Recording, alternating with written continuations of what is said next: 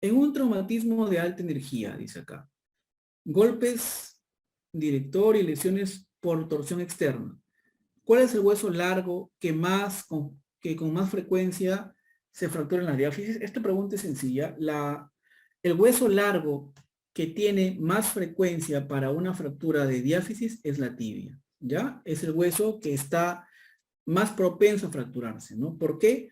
Primero porque los miembros inferiores están más expuestos a fracturarse y la tibia es el hueso que tiene menos cobertura de partes blandas, ¿no? Si ustedes se tocan ahorita la pierna, si se tocan en este momento la pierna y se tocan la cara interna de la pierna, van a tocar pues simplemente piel y hueso, ¿no? La cara anteromedial de la tibia. Entonces, esa cara anteromedial de la tibia es la que casi siempre se infecta, porque las partes blandas ahí son más delicadas, hay menos partes blandas. Por eso que luego, donde se producen más pseudoartrosis, que es una complicación de una fractura, también es la tibia, ¿no? Porque las partes blandas pues no son adecuadas, ¿ya? ¿Dónde se produce más un síndrome compartimental? También en la pierna, ¿no? Ahí, ¿ya? Seguimos.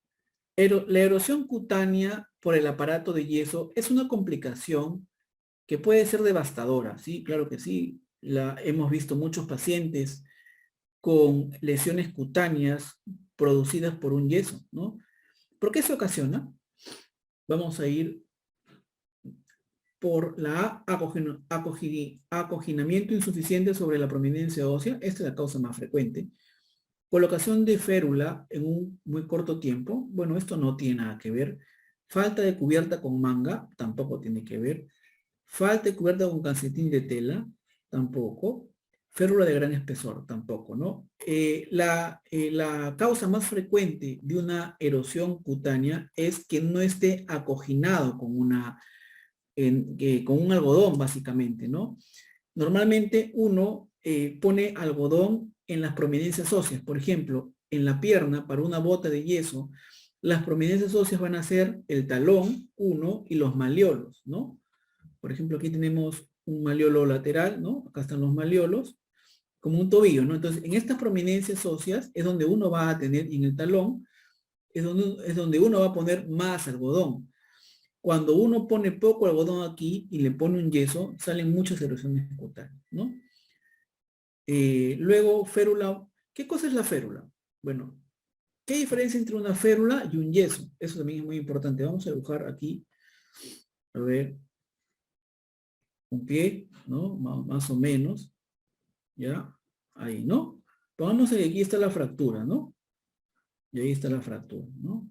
Acá está el tobillo, acá está el peroné, y acá está la fractura, ¿no? Entonces, si yo tengo unas partes blandas muy edematizadas, muy hinchadas, y le pongo un yeso a una pierna, pongo en peligro en que esas partes blandas se dañen por el yeso o se ajusten por el yeso, que ha habido casos, ¿no? Entonces yo pongo una férula de yeso. ¿Qué cosa es una férula de yeso? O bueno, los traumatólogos, no solamente yo, ¿no? Ponemos una férula de yeso, ¿no? La férula de yeso es una tablilla de yeso, ¿ya? Que va a ir de esta manera más o menos, ¿no?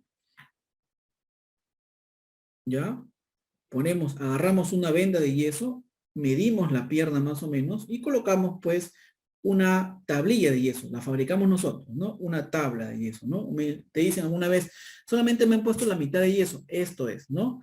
Y luego lo cubrimos con un vendaje, le ponemos un vendaje. Ustedes saben que la venda pues es elástica, ¿no? Y como es elástica, deja mayor chance en las partes blandas para que puedan respirar, entre comillas, ¿no?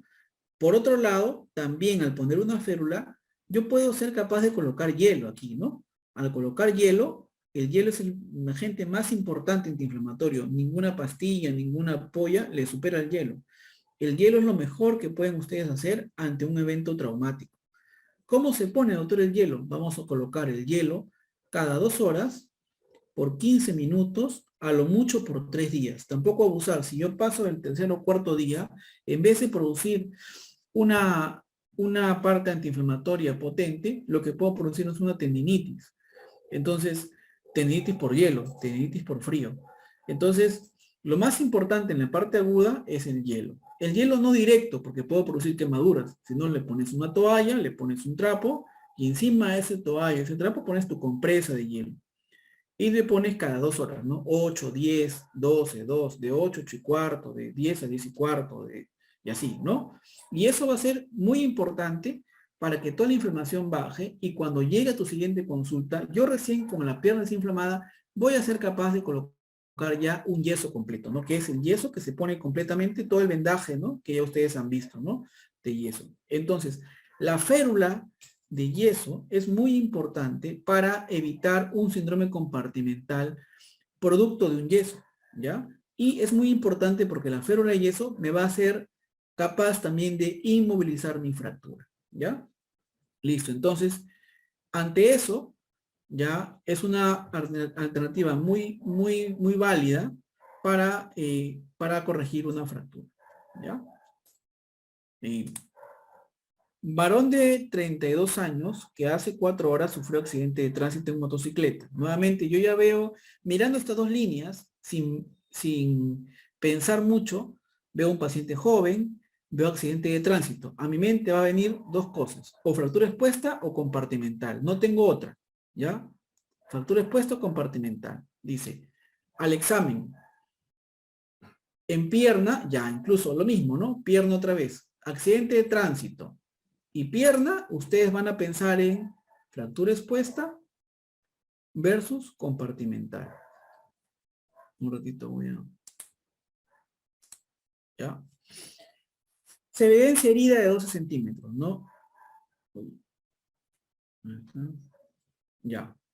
O sea, es una herida grande, ¿no? Si ya sabemos la clasificación de Gustilo, sería un Gustilo 3, ¿cierto? Porque es una herida de 12 centímetros con exposición ósea, con contaminación severa, ¿no? Gran contaminación, gran exposición, con denudación perióstica. Miren chicos, esto es lo que yo les había contado, ¿no? Sería un Gustilo 3B, ¿no?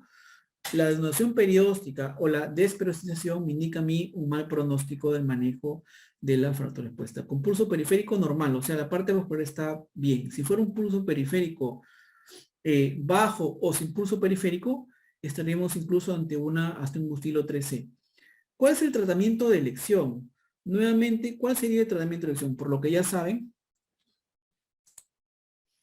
de irrigación estética, claro, no, lavado, muy bien. Lavado y desbridamiento. Ese es el tratamiento de elección, el lavado y desbridamiento. ¿Está bien? Ese es lo más importante. ¿Ya? Lavado y fijación externa, no. Lavado y desbridamiento. Tengo que desbridar. Lavado es diferente a desbridar. Ojo. Lavado se considera como irrigar. Lavado es solamente echar 1, 2, 3, 4, 10 litros de cloruro, ¿no? Y ahí yo curo por arrastre, ¿no? Mando mucho líquido, lavo con todo lo que pueda, pero no desbrido. Desbrido es quitar todo el tejido desvitalizado, sea músculo, sea tendones, sea nervio, sea hueso, ¿no? Eso es desbridar, quitar todo lo sucio, ¿ya? Entonces, por eso no sería la A, por eso no sería la bifurcación externa, porque aquí no estoy desbridando. La palabra clave es esta, desbridamiento o limpieza quirúrgica, ¿ya?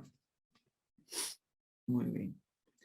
Minero de 24 años, trasladado por sufrir el impacto de alud de piedras en la pierna derecha. Nuevamente, mirando estas dos líneas.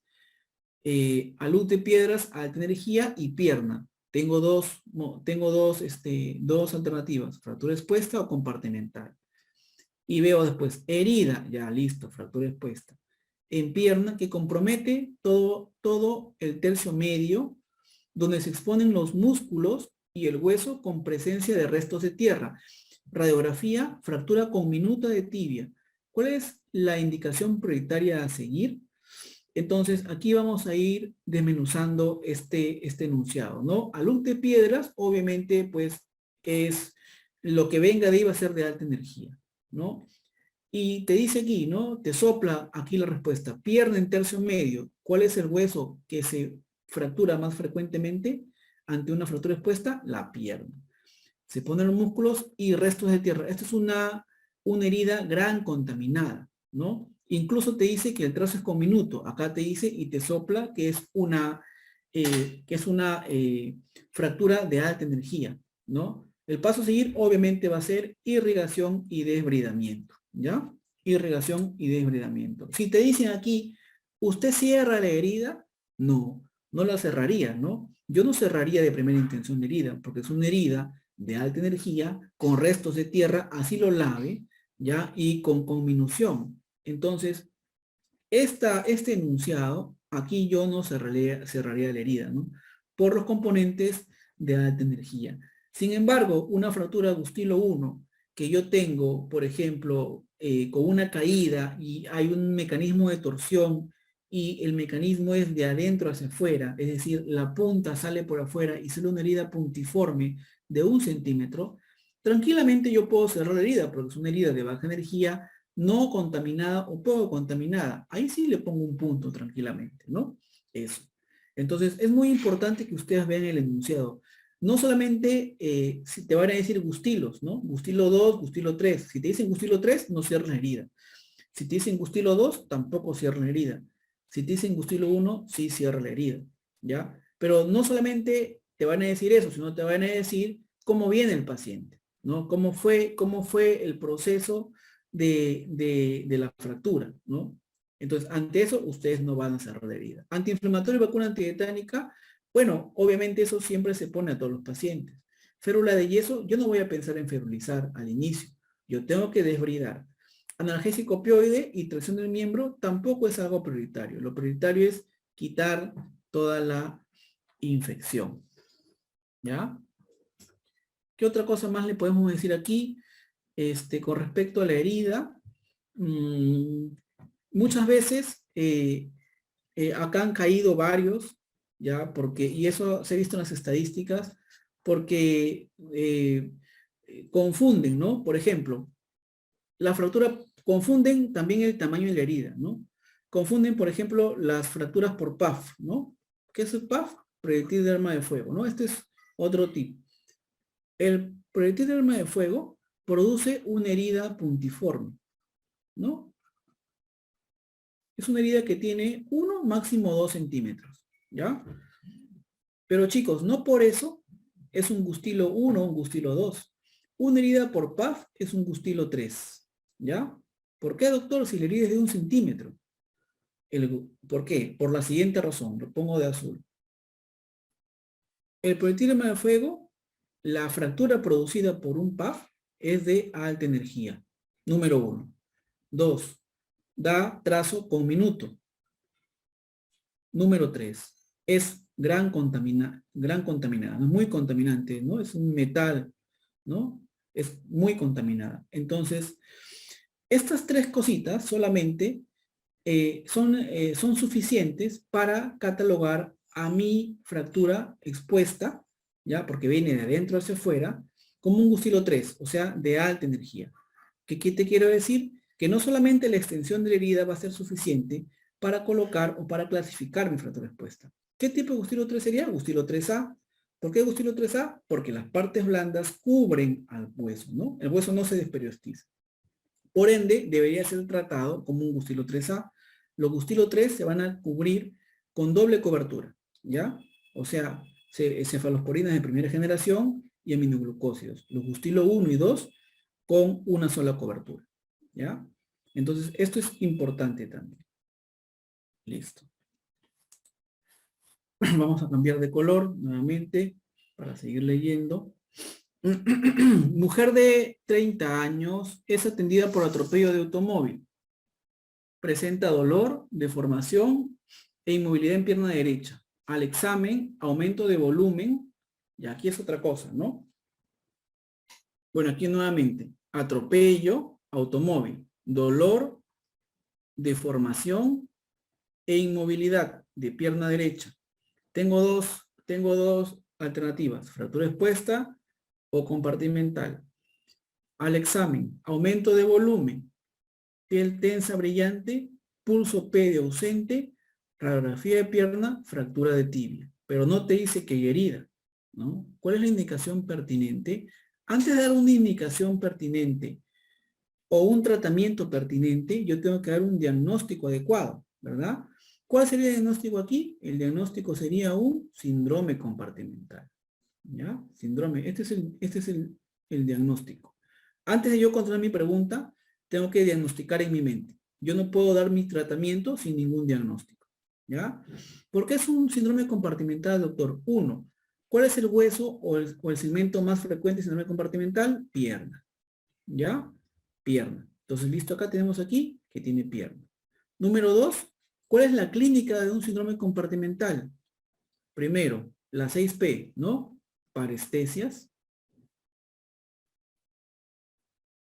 pain de dolor, presión, 4, palidez, 5, parálisis y 6, pulso disminuido.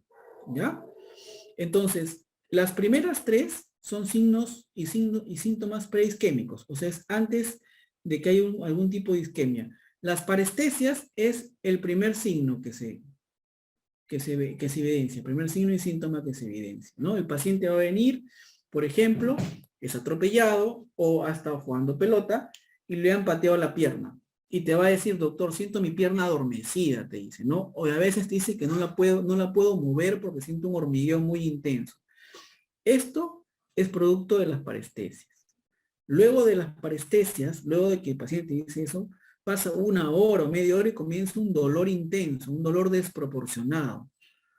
¿Ya? Es un dolor desproporcionado, que para el golpe que ha tenido, no se correlaciona con el dolor que el paciente te manifiesta, ¿no? Y luego del dolor proporcionado, la pierna se comienza a hinchar y a poner tensa y brillosa, ¿ya? Y brillante. Es decir, se pone tan tensa a punto de reventar, tú la tocas y está como una piedra y brilla. Eso es un aumento de presión. Luego viene la cianosis y termina en palidez. Luego viene la parálisis, ya la pierna o el antebrazo no se mueve. Una parálisis conocida es el síndrome de Bollmann, que es básicamente más en antebrazo, ¿ya? Y luego, pues al final viene la parte de disminución de pulsos. Sino que a veces en los enunciados saltean la disminución de pulsos y ponen disminución de pulsos, como soplándote. Ya no hay pulso compartimental. Entonces, voy a poner otro color. Los tres primeros son preisquémicos, ¿ya? Los cuatro últimos son posisquémicos, es decir, desde la palidez ya tenemos una disminución o estamos empezando con isquemia. En un síndrome compartimental, que es el aumento de la presión intracompartimental, que lo normal es de 0 a 8, ¿ya? El aumento de la presión compartimental va a ser de entre 30 a 40, ¿ya? Cuando aumente esta presión compartimental, lo primero que se afecta, o el edema que es causado por esta presión compartimental, afecta al nervio. Es lo primero que se afecta, el nervio. Luego se afecta la vena y al final se afecta la arteria. Es por eso que cuando uno tiene primero la lesión nerviosa, te va a dar ¿qué cosa? Parestesias. Es por eso que las parestesias es el primer signo y síntoma, ¿ya? Por eso, porque el edema afecta primero al nervio. El nervio es más sensible ante el edema, ¿ya? Luego se afecta la vena, por eso primero, o luego segundo, perdón, hay cianosis, ¿ya? La cianosis es una coloración azulada, ¿verdad? Media marmórea. Y por último, pues ya viene la parte arterial, la parte pálida, ¿no? La parte blanca, ¿no? Entonces, este es el orden cronológico. Nervio, vena y arteria, ante un síndrome compartimental, ¿ya? Listo. ¿Cuál es la causa más frecuente de un síndrome compartimental? El edema muscular, ¿ya? El edema muscular.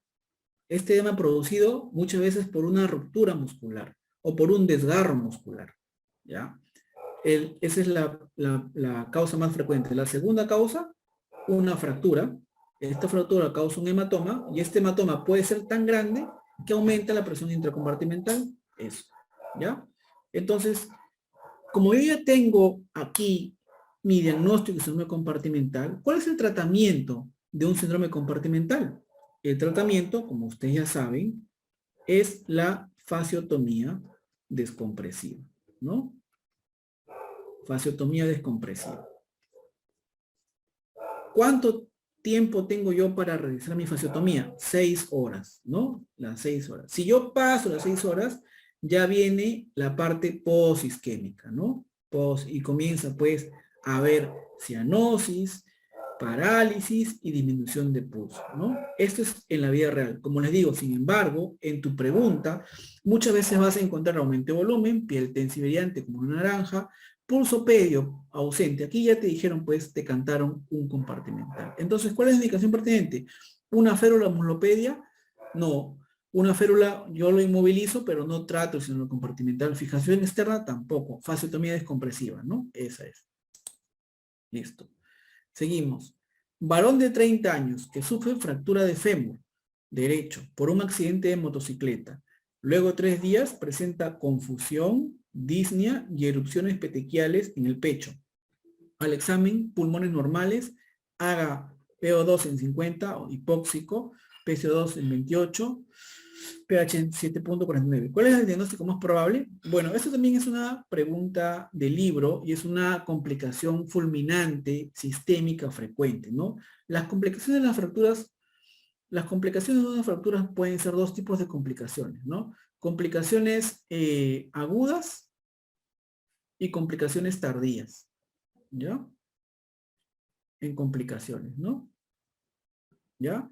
En las complicaciones agudas podemos tener complicaciones locales, por ejemplo, una infección de herida es una complicación local aguda, una lesión nerviosa es una complicación local aguda, ¿ya? O también sistémica, ¿no? ¿Cuál sería una complicación aguda sistémica? Un embolismo, ¿no? Un embolismo graso. Y las complicaciones tardías, aquí sí hay muchas, ¿no? Por ejemplo, una consolidación viciosa, una pseudoartrosis, ¿no? Una osteomielitis, una trombosis venosa profunda, una artrosis, varias complicaciones, ¿no? Entonces, ante esta pregunta, que es una pregunta del libro, la clave sería, ¿cuál? ¿Una contusión pulmonar? No, la contusión pulmonar no se asocia mucho a una fractura de fémur. Un embolismo graso, sí, el embolismo graso se asocia mucho a la fractura de fémur. Neumonitis química no tiene que ver con fractura de fémur. Y osteomelitis estafilocócica tampoco tiene que ver mucho con una fractura de fémur. Y si lo hubiera, no sería inmediata, ¿no? Porque acá te dice luego de 3 días, ¿no? Es una complicación aguda. Entonces, tenemos pues al famoso embolismo graso. El embolismo graso es una complicación aguda sistémica fulminante que se presenta entre las 48 a 72 horas por una fractura de fémur, ¿ya? O simplemente por una fractura de huesos largos. También puede ser de tibia o de pelvis, ¿ya? Entonces, esto se produce porque normalmente el fémur debería inmovilizarse con una fijación externa o con una férula inguinopedia. Pero cuando el fémur lo dejan ahí abandonado y tirado, ese fémur está sometido a mucho micromovimiento.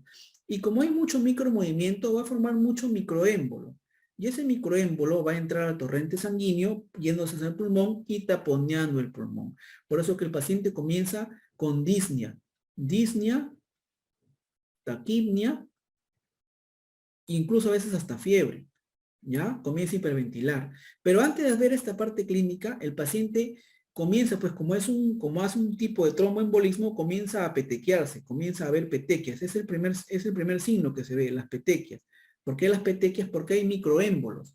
Hay microémbolos. Las petequias pueden ser subconjuntivales, ¿ya? O incluso torácicas. Por estos microémbolos se forman petequias y es el primer signo. A veces no te das cuenta y el paciente comienza poco a poco a desaturar. Hay disminución de la saturación, ¿ya? Y luego comienza pues a presentar insuficiencia respiratoria, ¿no? Disnea, taquipnia. Y pues el paciente aún está pues echado sin la inmovilización prolongada. O sea, no todas las fracturas de fémur se produce este embolismo graso. Se va a producir en las fracturas de fémur que no están inmovilizadas, ¿ya? En una radiografía, acá te hice una radiografía normal, pero Patognomónico es una famosa radiografía en tormenta de nieve, ¿ya? En tormenta de nieve. El tratamiento de este tromboembolismo graso es medidas de soporte, ¿ya? O sea, si está con disnea, oxígeno, ¿no? Soporte cardiológico, soporte neurológico, etcétera, etcétera. Ya es una pregunta relativamente sencilla. El embolismo graso no es tan común que se presente tampoco. Paciente de 12 años que llega a la emergencia. Bueno, muy bien. Por favor, al final hagan sus preguntitas, vayan apuntando en una hojita para luego responder todo lo que se pueda, ¿ya? Paciente de 12 años, ¿cuánto tiempo vamos? Vamos a avanzar más rápido. Que llega a la emergencia con historia de fractura de antebrazo izquierdo, atendido hace 2 días en traumatología, donde le colocaron un yeso braquiopalmar, o sea, desde el brazo hasta la palma.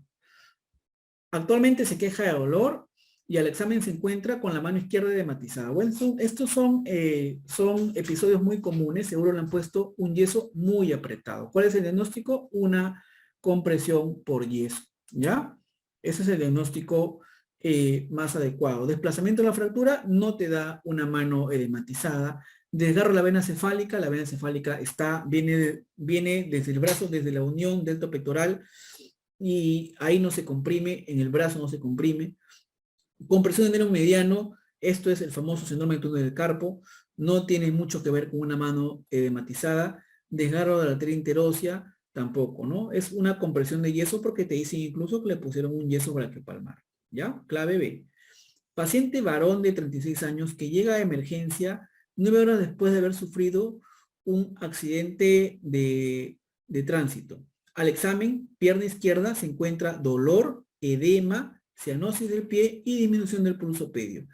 ¿Cuál es el diagnóstico más probable? Bueno, como ustedes ya saben, sería un síndrome compartimental, ¿no? Nuevamente, viene dolor. Este síntoma es común, ¿ya? No puede haber compartimental sin dolor.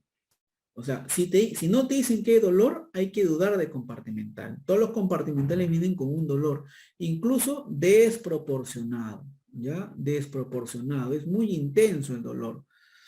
Cianosis del pie, ya estamos viendo que hay seguro lesión venosa, y siempre te van a soplar y te van a decir, bueno, disminución de pulso, es decir, con marca compartimental. ¿Ya? Listo. ¿Cuál es la complicación de un compartimental? El síndrome de Bollmann, ¿no? Porque da parálisis. ¿Qué pasa si yo no actúo a tiempo con un compartimental? Si yo no hago la fasciotomía descompresiva, se comienza a necrosar el músculo y se paraliza, se da parálisis. Y esto es en antebrazo el famoso síndrome de Bollmann, ¿no? En la cual da una parálisis con atrofia, hipotrofia y disminución de la movilidad. ¿Ya? Listo.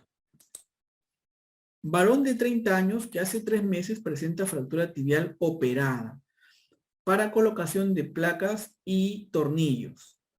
A la fecha, herida en tercio medio de pierna derecha que no cierra, o sea, tiene una herida crónica de 3 meses. Se plantea el diagnóstico osteomielitis crónica de tibia con necrosis ósea, estamos de acuerdo, ¿no? Un paciente operado de un platillo tibial o fractura tibial que se le ha colocado placas y sigue con la herida abierta, ya, y no cierra la herida, incluso a veces drena, eso lo planteamos con una osteomielitis crónica, ¿no? Incluso dice que hay necrosis ósea. ¿Cuál es la primera medida terapéutica? Obviamente, si yo tengo una osteomielitis crónica con placas y tornillos, yo tengo que aquí retirar el material, retirar el MOS, que es el material de osteosíntesis, y hacer una limpieza quirúrgica, o también se le llama específicamente necrosectomía. Quitar el hueso necrótico, infectado y podrido, y incluso colocar espaciador con antibiótico para, o sea, un hueso, un tipo de hueso con cemento que tenga antibiótico para meterlo dentro del hueso y crea un ambiente aséptico. ¿Cuál es la primera medida terapéutica? ¿Antibiótico terapia empírica? No, ya pasaron 3 meses. La antibiótico terapia se da solamente 6 semanas y evidenciado la 3ª semana.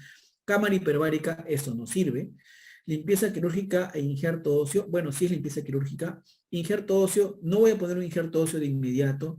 Tengo que primero colocar antes un espaciador o perlas de antibiótico, también se llama. perlas de antibiótico. Limpieza quirúrgica y fistulectomía, esto sí es correcto. Y observación hasta edición quirúrgica, no, tengo que actuar. Acá es limpieza quirúrgica y fistulectomía. ¿Ya? Entonces, a veces se confunden y poner injerto. No vamos a poner injerto sin primero haber creado un microclima aséptico. Ya es lo primero.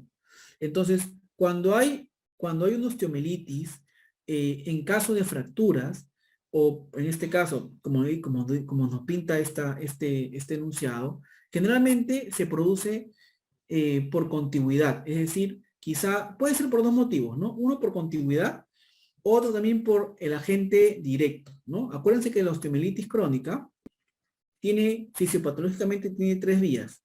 La hematógena, que es la más común y es básicamente más en niños, ¿ya?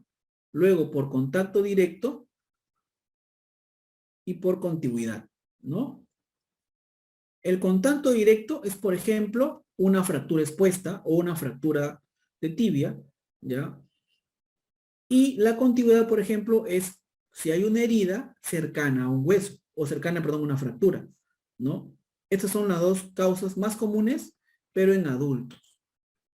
Entonces, en este caso, lo más probable es que sea por directo o por contigüidad. Entonces, cuando se mete un germen, un bicho, que es el Staphylococcus aureus, el más común, ¿ya? Entonces, comienza primero a hacer un absceso a nivel óseo, ¿no? Comienza a hacer un absceso a nivel óseo y luego va generando una periostitis. Entonces, primero es un absceso en la metáfisis y luego, acto seguido, una periostitis, ¿ya? Periostitis, o también llamada osteitis. O sea, solamente la parte del periósteo cortical se va a bombar o se va a afectar. Luego sigue avanzando este absceso y llega a la médula. Cuando llega a la médula ya pasaron más o menos 6 semanas, entre 4 a 6 semanas, y ya se llama osteomielitis, porque ya está en la médula, ¿no? Luego, cuando ya está en osteomielitis en la parte medular, se cronifica y se llama osteomielitis crónica. Y los principales eventos o los principales signos patognomónicos de osteomielitis crónica son dos: el secuestro y el involucro, ¿no? Que son signos radiológicos que nosotros vamos a evaluar y vamos a evidenciar, y con eso vamos a decir pues que es una osteomielitis crónica, ¿no? Entonces, cuando hay un secuestro, ya el secuestro no es otra cosa que un hueso necrosado y se hace la necrosectomía, ¿ya? Básica, o sea, una limpieza quirúrgica, o sea, necrosectomía, luego se deja a veces abierto o se pone perlas con antibiótico. Una vez que esté limpio, ya se procede a un tratamiento definitivo, con un injerto óseo o con una herramienta ósea. Listo. Manejo inicial en un paciente con fractura de olecranon.